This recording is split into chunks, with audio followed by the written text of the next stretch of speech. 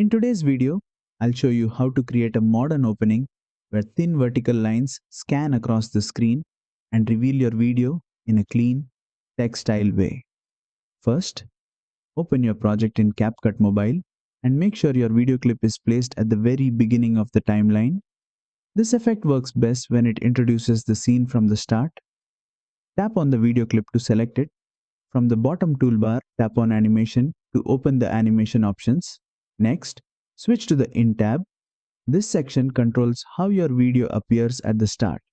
Scroll through the animation list until you find barcode entrance, then tap on it to apply the effect.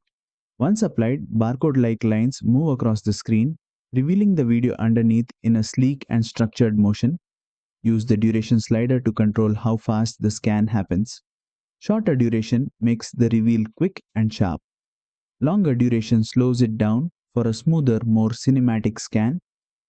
Preview the animation and adjust the timing so the scan matches the pacing of your content. And that's it. You've successfully added a barcode entrance reveal animation in CapCut Mobile. If this tutorial helped you, don't forget to like, share, and subscribe for more CapCut Mobile animation tutorials.